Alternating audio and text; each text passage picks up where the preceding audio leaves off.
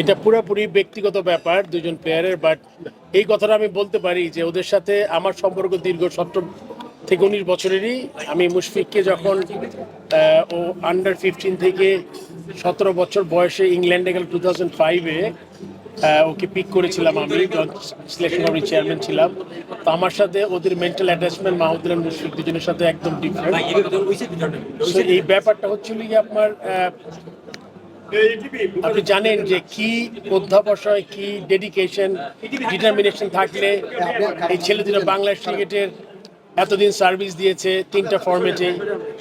এবার আপনি চিন্তা করে দেখেন, এটা আসলে বাংলাদেশে তাদের অনেক মিস করবে এবং অত্যন্ত গর্ব করে বাংলাদেশ ক্রিকেট তাদের স্মরণ রাখবে যে আজকে আমাদের ক্রিকেটের যেই দীর্ঘ পরিক্রমা, এদের দুইজন বলবো লিডিং সৈনিক যারা আমাদের আমাদের মানে একজন এখনো আছেন যারা খেলবেন না, তো লঙ্গার ভার্সন, আর মাহমুদুল্লাহ 3টা ফরম্যাট থেকেই বিদায় নিয়েছে।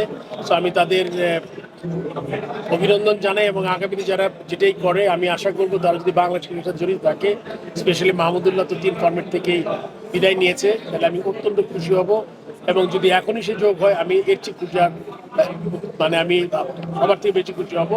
সো আমি তাদের অভিনন্দন জানাই এবং বাংলাদেশের ক্রিকেটকে তারা এত দীর্ঘ সময় যে আপনার সার্ভিসে চেয়েছে তাদের ধন্যবাদ জানাই আমি পুরো দেশবাসীর পক্ষ থেকে।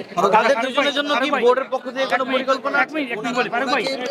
আমি বলি একটু রিলেটেড, আমি বলি ফারুক ভাই, এই যে ফেসবুক থেকে মানে সবাই রিচার্জ করতেছে আগে, এই সবাই আমাদের লিজেন্ডারি ক্রিকেটার, এটা আসলে একটা ভালো সিমটম থাকতেছে না, দৃষ্টান্ত থাকতেছে না। আপনারা কি এমন কোনো ভূমিকা নেবেন নাকি এরকম ন্যাশনাল প্লেয়াররা যাতে অন্তত ফেসবুকটাকে একটা কালচার বানিয়ে ফেলছে আর কি, একজন না দুইজন না সবাই, আমার মনে হয় এটা আসলে একান্তই প্লেয়ারদের ব্যাপার। এখন প্লেয়ারের ব্যাপারটা হয় কি, আপনি এটা তো একদম সাথে সাথে কোনো ডিসিশন নিতে পারবেন না।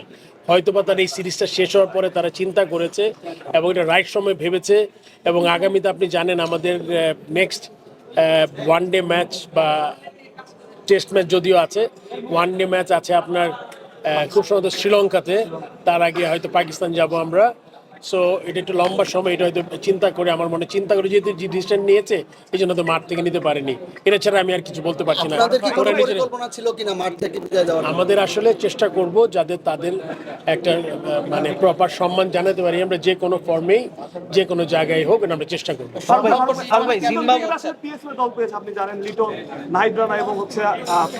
এখনো তারা কেউ অ্যাপ্লাই করে নাই আমার মনে হয়, আমি যতদূর গত পরশু পর্যন্ত জানি তারা ছুটির জন্য দরখাস্ত করেনি বা ইয়ের জন্য, ওরা যখন করবে তখনই আমরা ডিসিশন নিতে পারবো। আপনাদের স্ট্যান্ডটা কি থাকবে, মানে আপনারা কি চাচ্ছেন প্লেয়ারদের ছেড়ে মানে বাইরের দেশে কখনো তারা অ্যাপ্লাই করে তখনই বলতে পারবে, এখন তো বলতে পারছি না। কেউ কি অ্যাপ্লাই করেছে? না।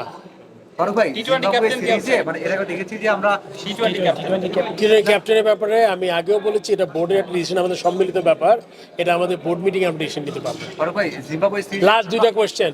আমরা এর আগে দেখেছি যে জিম্বাবুয়ে বা উইক টিমের মানে আমাদের থেকে উইক টিমের এগেইনস্টে আমরা ফুল স্ট্রেংথ নিয়ে খেলেছি, তাতে পাইপলাইনে অনেকে সুযোগ পায়নি। এবার কি আমরা একটু আলাদাভাবে দেখতে হবে যে এই 2টা ব্যাপার আসলে একটার সাথে আরেকটা জড়িত। আপনি জানেন যে আমরা ম্যাচ রাইট সময় প্লেয়ারদের সুযোগও দিতে চাই, রাইট কন্ডিশনে, এবং অ্যাট দ্য সেম টাইম আমরা জিততেও চাই ম্যাচ, তো এটা একটা কম্বিনেশন করতে হয়। সো আমরা শুধুমাত্র নতুনদের চান্স দিব কোনো মানে আমরা চাই তো ম্যাচটা কম্পিটিটিভ হোক, জিততে চাই। সো দুটো মিলে আমরা চেষ্টা করব একটা কম্বিনেশন করে একটা টিম নামাতে। ফিল্ডিং কোচ নিয়ে কথা হয়েছিল যে ফিল্ডিং কোচ আমরা সব যে জায়গাগুলো খালি আছে ফিল্ডিং কোচ আমরা, আপনি জানেন যে আমাদের হেড কোচের ব্যাপারে কথা অনেক দূর এগিয়ে গেছে, আমার মনে অলরেডি বলেছে ক্রিকেট অপারেশনস থেকে, অ্যান্ড আমরা এখন যে জায়গাগুলো আমাদের খালি আছে ওগুলোতে আমরা কোচ খুঁজছি।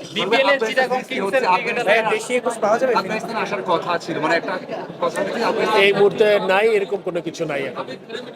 আর কিছু ধন্যবাদ সবাইকে।